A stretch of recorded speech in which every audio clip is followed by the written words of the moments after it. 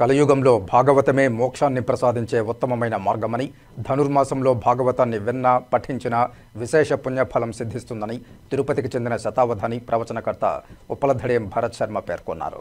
తిరుపతి బ్రాహ్మణ సమాజం ఆధ్వర్యంలో ప్రతి ఆదివారం అంతర్జాలంలో ప్రవచన భారతి ఆధ్యాత్మిక ప్రసంగం నిర్వహిస్తున్నారు. ఈ క్రమంలో ఆదివారం సాయంత్రం ప్రవచన భారతి 27వ కార్యక్రమంగా తిరుపతి జాతీయ సంస్కృత విశ్వవిద్యాలయం విద్యార్థి యువ శతావధాని ప్రవచనకర్త ఉప్పలధడేం భరత్ శర్మచే భాగవత ప్రాశస్త్యంపై ఆధ్యాత్మిక ప్రసంగం నిర్వహించారు. ఈ సందర్భంగా భాగవతంలోని పురాణ వృత్తాంతాలను వివరిస్తూ అవి నేటి సమాజానికి ఏ విధంగా అన్వయిస్తాయో కూలంకషంగా తెలియజేశారు శతావధాని భరత్ శర్మ. భాగవతం మానవులకు అందించే ఆధ్యాత్మిక సందేశం, ఉన్నత మార్గం, గోకర్ణోపాఖ్యానం, భాగవత శ్రవణ పఠన ఫలితం మొదలైన అనేక అంశాలను భరత్ శర్మ ప్రసంగంలో తెలియజేశారు. ఈ ఆధ్యాత్మిక ప్రసంగం కుమారి ప్రియంవద ప్రార్థనతో ప్రారంభమైంది. ఈ కార్యక్రమంలో తిరుపతి బ్రాహ్మణ సమాజం నిర్వాహకులైన జాతీయ సంస్కృత విశ్వవిద్యాలయం శిక్షా విభాగాచార్యులు డాక్టర్ సింగరాజు దక్షిణామూర్తి శర్మ, విశిష్టాద్వైత వేదాంతాచార్యులు డాక్టర్ చక్రవర్తి రాఘవన్, టీటీడీ ప్రచురణల విభాగం ఉపసంపాదకులు డాక్టర్ నొస్సం నరసింహాచార్య సంధానకర్తలుగా వ్యవహరించారు. కాగా వెంకట పెరుమాళ్ మణి, ఓవి రామశర్మ, ఆధ్యాత్మికవేత్త ప్రసన్నలక్ష్మి, విశ్వ హిందూ పరిషత్ జిల్లా ఉపాధ్యక్షురాలు వసుంధర, మన్యం పద్మనాభం, రాఘవ అన్నమాచార్య, గౌరిపెద్ది భగవాన్, తిరుపతి బ్రాహ్మణ cooperative credit society senior assistant PRL Kumar, doctor నారాయణం తనూజ్ విష్ణువర్ధన్ తదితర సభ్యులు పాల్గొనగా వేదం హరిప్రసాద్ వందన సమర్పణతో కార్యక్రమం పరిసమాప్తమైంది. తిరుపతి బ్రాహ్మణ సమాజం సభ్యులు, వివిధ ప్రాంతాలలోని ఔత్సాహికులు ఈ అంతర్జాల భాగవత ప్రసంగంలో పాల్గొన్నారు. ప్రవచన భారతి సభలకు ఆహ్వానించి వారి చేత ఒక్కొక్క వారము ఒక్కొక్క అంశం పైన చక్కటి ఉపన్యాసాన్ని ఏర్పాటు చేయడం జరుగుతున్నది. అందులో భాగంగా ఈ వారము అవధాన సరస్వతి విశ్వవిఖ్యాతిగాంచినటువంటి మన తిరుపతి వాస్తవ్యులు బాల అవధాని శ్రీ ఉప్పలధడేం భరత శర్మ గారి చేత భాగవత ప్రాశస్త్యము అన్నటువంటి అంశం పైన ఉపన్యాసాన్ని ఇవాళ కొనసాగించేందుకు పెద్దలందరూ కూడా అంగీకరించారు. ఈ కార్యక్రమానికి అనేక మంది సభ్యులతో పాటుగా శ్రోతలు చాలా మంది కూడా విచ్చేశారు. వారందరికీ కూడా హృదయపూర్వమైనటువంటి స్వాగత సుమాంజలు సమర్పిస్తూ ఈనాటి ఈ కార్యక్రమాన్ని సాధారణంగా అధ్యక్షుల వారి యొక్క ప్రసంగం చేత ప్రారంభించాలి.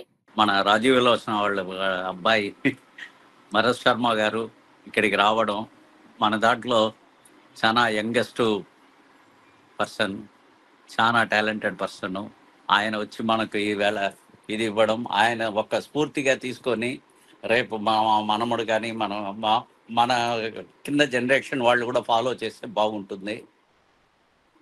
సంతోషం. భాగవతం ఒక స్వచ్ఛమైనటువంటి పురాణం.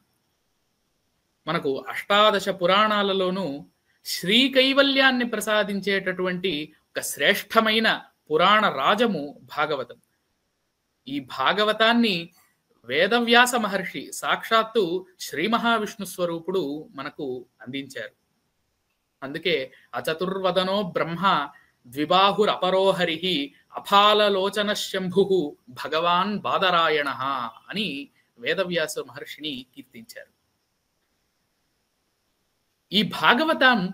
ఈ భాగవత పురాణం శ్రీకైవల్యాన్ని ప్రసాదిస్తుంది. అంటే కేవల స్థితిని, అంటే మోక్ష స్థితిని, భగవంతుడిలో లీనమయ్యేటటువంటి ఒక ఉన్నతమైన స్థితిని ప్రసాదిస్తుంది భాగవత పురాణం. మళ్ళీ కైవల్యానికి శ్రీకైవల్యానికి కూడా భేదం ఉంది. అంటే కైవల్యం అంటే 5 రకాల మోక్ష మార్గాలలోనూ ఏదో ఒక దాన్ని పొందడం. కానీ శ్రీకైవల్యం అంటే శాశ్వతంగా ఆ భగవంతుడిలో లీనమైపోయేటటువంటి ఒక పరమ అద్భుతమైనటువంటి స్థితిని ఇది ప్రసాదిస్తుంది. అందుకే భాగవతాన్ని ఆంధ్రీకరిస్తూ పోతన గారు శ్రీకైవల్య పదంబు చేరుటకునై చింతించదన్ లోక రక్షైకారంభకు భక్త పాలన కళా సంరంభకున్ దానవోద్రేక స్తంభకు కేళిలోల విలస దృగ్జాల సంభూత నానా కంజాత భవాండ కుంభకు మహానందాంగనాడిభకున్ అన్నారు. చిరంజీవి ఉప్పలధడేం భరత్ శర్మ పిల్లవాడుగా చెప్తారు చూడండి, మనకి వామనావతారం త్రివిక్రమావతారం వటుడింత ఇంతింత అన్నట్లు ఎదుగుతున్నాడు. ఈ అబ్బాయికి 18 ఏళ్ళు. తను ఇప్పుడు మన జాతీయ సంస్కృత విద్యాలయంలో BA/BEd ఐటెప్ 2వ సంవత్సరం చదువుతున్నాడు. వృత్తిరీతి అంటే చదువుకునేటువంటి పిల్లవాడైనప్పటికీ అవధానం అనేటువంటి వాటిపైన చాలా మక్కువ కలిగిన వ్యక్తి. అదేవిధంగా మృదంగం పైన అతనికి చాలా ఇంట్రెస్ట్ ఉంది, అభిరుచి ఉంది. వీరి తల్లిదండ్రులు శ్రీమతి శైలజ గారు భారతీయ విద్యాభవన్లో సంగీత వీణ అధ్యాపకురాలుగా ఉంటున్నారు. వీరి తండ్రి గారు సుప్రసిద్ధ సీనియర్ జర్నలిస్టు శ్రీ రాజీవ్లోచన్ శర్మ గారు, వ్యాఖ్యాత బ్యూరో చీఫ్ సిటీ కేబుల్కి వ్యవహరిస్తున్నారు. వీరికి గురువులు త్రిభాషా సహస్రాలు బ్రహ్మశ్రీ వద్దిపర్తి పద్మాకర్ గారు, ఛందశాస్త్ర రత్నాకర బ్రహ్మశ్రీ తోపెల్ల బాలసుబ్రహ్మణ్యేశ్వర గారు. ఈ అబ్బాయికి వచ్చినటువంటి బిరుదులు చూస్తే మనకే ఇంకా అసలు చెప్తారు అది ఎంత ఇంకా వెళ్ళాలన్నట్టుంది. శతావధాన తిలక, అవధాన బాల భాస్కర, అవధాన కళారంజక, అవధాన బాల సరస్వతి, అవధాన సవ్యసాచి, అవధాన కేసరి, అవధాన విద్వన్మణి, అవధాన కళామార్తాండ. ఈ అబ్బాయి 2021లోనే స్కూల్లో భారతీయ విద్యాభవన్లో ఉంటున్న శివ భవేశ శతకం అనేటువంటి దాన్ని రాయడం జరిగింది. తర్వాత 2022లో యాదగిరి శ్రీ లక్ష్మీ నరసింహేశ్వర శతకము, 2022లో అనంత ఛంద సౌరభం పద్య సంకలనంతో 100 వివిధ వృత్తాల్లో ఒకే ఒక శతకము, 23 భరత శతావధానం తను చేసినటువంటి శతావధాన పద్య సంకలనం. ఈ నడుమే శ్రీ కపిలేశ్వర శతకాన్ని కూడా రాశారు.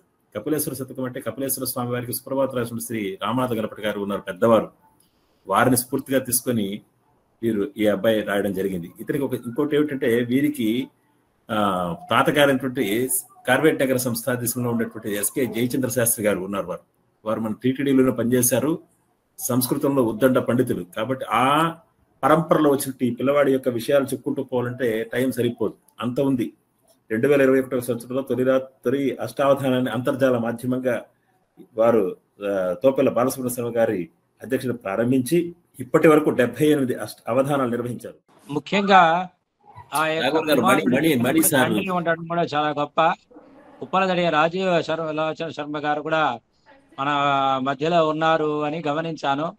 ముందుగా అటువంటి కుమారుని కన్నా తల్లిదండ్రులకి మనం ధన్యవాదాలు చెప్పాలి. ఒక అబ్బాయిని బాగా తీసుకురావడం అనేది చాలా గొప్ప విషయం. అటువంటి గొప్పదానాన్ని పొందిన వారు రాజీవ్ లోచన శర్మ గారు. వారికి సభా తరపున ధన్యవాదాలు తెలుపుతుంటున్నాను. మనలో భక్తి ఉంటే మాత్రమే భగవంతుడు దక్కుతారు. అటువంటి ఆ భగవంతుడు, భక్తితో మాత్రమే మనకు లొంగేటువంటి ఆ భగవంతుడి యొక్క పాద పద్మముల చెంత మనః తత్పాదాబ్జే పరిచరణ సక్తం భవతు మీ, నిత్యము నిరంతరము కూడా ఈ మానస హంసరాజము ఆ భగవంతుడి యొక్క పాద పద్మముల చెంతనే రమించేలాగా మనందరికీ కూడా, మనందరి మనస్సులకు కూడా భగవంతుడు అటువంటి అనుగ్రహాన్ని ఇవ్వాలి అని కోరుకుంటూ, అటువంటి గొప్ప సాధనమే భాగవతంలో చెప్పబడింది. అటువంటి సారాన్నంతటినీ కూడా శ్రీ భరత్ గారు చాలా చక్కగా మనకు పురాణ గాథా రూపంలో అందజేశారు. మరి వారికి ధన్యవాదాలు. ఇటువంటి అవకాశం ఇచ్చినటువంటి పెద్దలందరికీ కూడా నమస్కారం చేస్తూ విరమిస్తూ ఉన్నాను. ఓం నమో వెంకటేశాయ.